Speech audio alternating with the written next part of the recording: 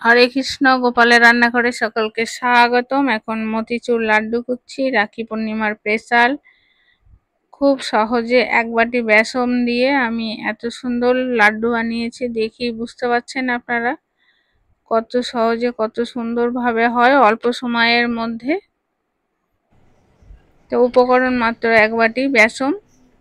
এখানে 150 গ্রাম মতো বেসন আছে, ওটা আমি জল দিয়ে মেখে নিচ্ছি।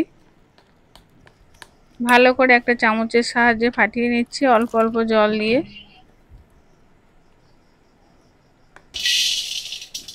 আর একটা কড়াই আমি চারমগজ একটু নেড়ে নিচ্ছি, নেড়ে নামিয়ে নিলাম। আর ওই যে বাটিতে বেসন নিয়েছি ওই বাটির সেম এক বাটি চিনি নিয়েছি আর হাফ বাটি জল দিয়ে চিনির শিরা বানিয়ে নিচ্ছি।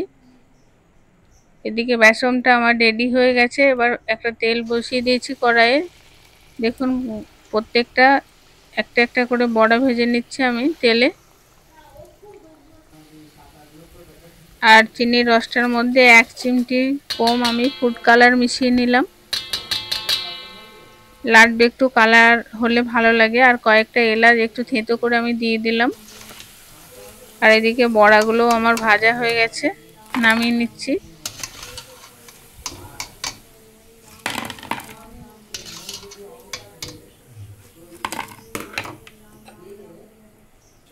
একইভাবে সমস্ত বড়াগুলো আমি ভেজে নিলাম।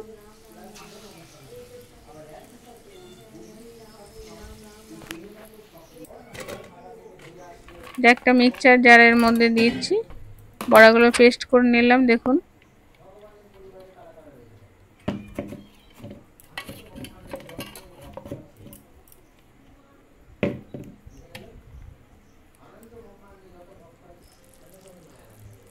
এবার রসটা একটু চিটচিটে ভাব হবে, দেখুন দেখেই বুঝতে পারছেন।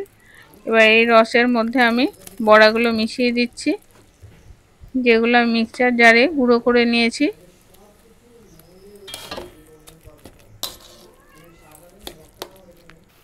একটু নাড়াচাড়া করে একটা ছোট বাটা দিয়ে দিলাম।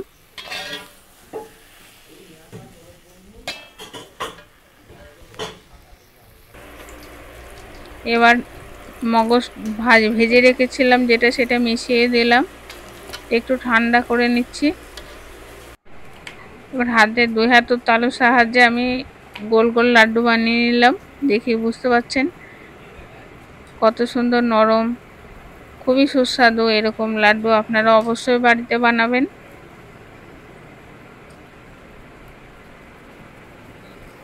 কোনো রকম ঝামেলা ছাড়াই এরকম সুন্দর সুন্দর লাড্ডু হবে।